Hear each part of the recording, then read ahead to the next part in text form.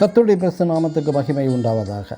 இன்று நாம் தியானத்துக்கு எடுத்துக்கொள்ள இருக்கிறதான வேத வசனம் நீதிமொழிகளின் புஸ்தகம் 11ஆம் அதிகாரம் 14ஆம் வசனம். அநேக ஆலோசனைக்காரர் உண்டானால் சுகம் உண்டாகும். ஆமென்.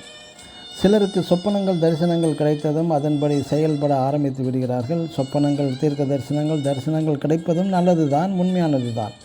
ஆனால் அவற்றை சற்று நிதானித்து அறிய வேண்டும். அந்த சொப்பனத்தை தரிசனத்தை விளக்கப்படுத்த ஆவிக்குரிய விதத்தில் தேறின அநேக பரிசுத்தவான்கள் நம்மிடத்தில் உண்டு. நாம் இந்த சொப்பனங்களின் தரிசனத்தின் அர்த்தத்தை பரிசுத்த ஊழியர்களிடம் கலந்தாலோசிக்க வேண்டும்.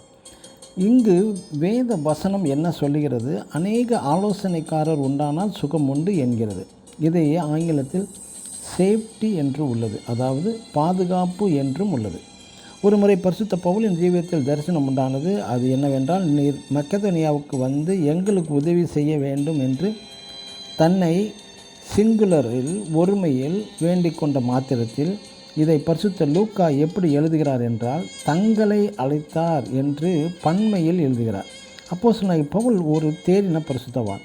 இங்கு தனக்கு தரப்பட்ட தரிசனத்தை தனியாக தீர்மானித்து செயல்படாமல் மற்ற தனது ஊழியக்காரருக்கும் அறிவித்ததினால் அனைவரும் ஒன்று சேர்ந்து தீர்மானித்து இது கர்த்தரிடத்திலிருந்து வந்த அழைப்பு என்று ஒன்றாக கூடி செயல்பட்டனர்.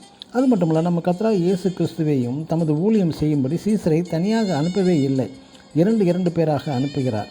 உதாரணமாக, எருசலேம் பவனி செல்ல கழுதை குட்டியை அவிழ்த்து ஆயத்தப்படுத்தி 2 சீசர்களையும், கடைசி பஸ்காவை ஆயத்தம் பண்ண 2 சீசர்களையும் அனுப்புவதாக நாம் வாசிக்கின்றோம். இது ஒரு தனிநபர் ஊழியம் அல்ல.